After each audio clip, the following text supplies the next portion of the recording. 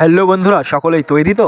চলো আজকে আমরা ছোট্ট একটি দারুণ ট্রিপে বেরোচ্ছি। আর আমাদের গন্তব্য হবে মাটির পুতুল আর সরভাজার শহর কৃষ্ণনগর। আর বেথুয়াডহরি থেকে কৃষ্ণনগর যাওয়ার এই সফরটা হবে দারুণ মজাদার, তাই ভিডিওটি স্ক্রিপ্ট না করে শেষ পর্যন্ত অবশ্যই দেখবেন। তো চলো শুরু থেকেই শুরু করা যাক। আর হ্যাঁ, আজকে আমরা কৃষ্ণনগর যাচ্ছিলাম মাটির পুতুল কেনা বা সরভাজা খাওয়ার জন্য নয়। সেখানে ছিল আমাদের বিশেষ একটি কাজ, আর আমাদের প্ল্যান ছিল বিশেষ কাজটি সম্পূর্ণ করার পর আমরা দুইজন মিলে পুরো কৃষ্ণনগর শহরটা ঘুরবো। আর তাই আমরা বাইক নিয়ে পৌঁছে গেলাম বেথুয়াডহরি। তারপরে বাইকটা গ্যারেজে রেখে দিয়ে আমরা দুজনে হাঁটলাম স্টেশনের দিকে। আর এই যে আমরা স্টেশনে এখন চলে এসেছি। ওহো, আমি তো ভুলেই গেছিলাম যে তোমরা আবার আমার কথা বিশ্বাস করো না, তাই আমি কোন স্টেশনে আছি সেটাও তোমাদেরকে ভিডিওর মাধ্যমে দেখিয়ে দিলাম। আর এই যে আমাদের বেথুয়াডহরি স্টেশন এখন নতুন সাজে সেজে উঠেছে, তবে কাজ এখনো সম্পূর্ণ হয়নি। আর স্টেশনে বসে 1 ঘন্টা অপেক্ষা করার পর একটা ট্রেন আসলো, তাও আবার আমরা যেই দিকে যাবো সেই দিকের নয়। আর এটা দেখে আমার মাথায় প্রচন্ড রাগ ধরে গেছিল। তবে যাই হোক, তার কিছুক্ষণ পর আমাদেরও গন্তব্যে যাওয়ার ট্রেন চলে এসেছিল, আর তাড়াতাড়ির মধ্যে সেটা তোমাদেরকে দেখাতেই পারেনি। আর ওই ট্রেনে চেপে বাহাদুরপুরে নেমে আমরা চলে গেছিলাম হাইওয়েতে বাস ধরার জন্য। কিন্তু ওখানে প্রায় 30 মিনিটের উপরে অপেক্ষা করেও একটাও বাস পাইনি, তাই অবশেষে একটা টোটোকাপ্টার ভাড়া করে আমাদেরকে যেতে হলো কৃষ্ণনগরে। আর হ্যাঁ, আমরা কৃষ্ণনগর নামিনি, তার কারণ হলো আমরা ট্রেনের টিকিট কাটিনি, তাই জন্য আগেই নেমে পড়েছি, কারণ কৃষ্ণনগরে নামলেই আমাদেরকে শিওর ধরতো। আর এই যে ভিডিওতে দেখতেই পাচ্ছ, আমরা 12 নম্বর জাতীয় সড়ক থেকে বাঁ দিক দিয়ে আস্তে আস্তে কৃষ্ণনগর শহরের দিকে ঢুকে পড়ছি। তবে এই রাস্তাটি ভিডিওতে যতটা সুন্দর লাগছিল, নিজের চোখে তার চাইতে অনেকটাই বেশি সুন্দর লাগছিল। আর এই যে আমরা এখন চলে এসেছি রবীন্দ্রনাথ ভবনে। আর আজকে কৃষ্ণনগরে অনেক কয়টা জায়গায় যাওয়ার আমাদের কথা ছিল, তারই মধ্যে এই রবীন্দ্রনাথ ভবনও ছিল একটা। আর তাই টোটোকাপ্টার থেকে নেমেই প্রথমেই পড়লো রবীন্দ্রনাথ ভবন, তাই সেখানেই প্রথমে গেলাম। আর সেখানে গেছিলাম এসআইআর এর নাম ডিলিট হয়ে যাওয়ার কারণে আমাদের বিভিন্ন ডকুমেন্টস জমা দিতে। আর এই যে আমি ভিডিও বানাতে ব্যস্ত, আর ও লাইনে দাঁড়িয়ে কাগজ জমা দিচ্ছিল। তবে এখানে ভিড় একটু বেশি থাকলেও সময় কিন্তু খুবই অল্প লাগছিল। আর এখানে একটা জিনিস লক্ষ্য করলাম, কাগজগুলো নিয়ে সাইডে রেখে দিচ্ছে, আর এই যে জেরক্সটার উপর একটা স্ট্যাম্প মেরে ছেড়ে দিচ্ছে। তবে জানি না কি হবে, তার কারণে এসআইআর এর কারণে অনেকবার তো কাগজপত্র জমা দিলাম, তার সত্ত্বেও কোনো কিছুই কাজ হয়নি। আর তারপরে আমাদের কাগজপত্র জমা দেওয়ার পরে আমরা চলে গেছিলাম কৃষ্ণনগর হাট। আর হাটে ঢুকে প্রথমেই দেখতে পেলাম এই যে পায়রা। এখানে ছিল বিভিন্ন রকমের সুন্দর সুন্দর রং বেরঙের পায়রা, যেগুলোকে দেখে আমাদের তো কোনো ফিলই আসছিল না, কিন্তু আমাদের গ্রামের অনেক ছেলে আছে, তাদেরকে নিয়ে গেলে এখান থেকে মনে হয় বাড়ি আসবে না। আর এই যে তার ঠিক পাশেই রয়েছে বিভিন্ন রকমের পাখি, আর সেই পায়রা আর পাখিগুলো তোমাদেরকেও এক ঝলক করে দেখিয়ে দিলাম। আর হ্যাঁ, এই হাটের ব্যাপারে তোমাদেরকে একটা কথা বলি, এই হাটটি হলো এমন একটি হাট, আপনারা যদি প্রশ্ন করেন কি নেই এই হাটে, আমি বলবো এই হাটে সমস্ত কিছুই রয়েছে। মানে মানুষের প্রয়োজনীয় সমস্ত জিনিসই এই হাটে আমি প্রায় দেখলাম। জামা কাপড় থেকে শুরু করে পশু পাখি এবং সবজি থেকে শুরু করে মুদিখানার দ্রব্য, বিভিন্ন গ্যাজেট, মানে মানুষের প্রয়োজনীয় A to Z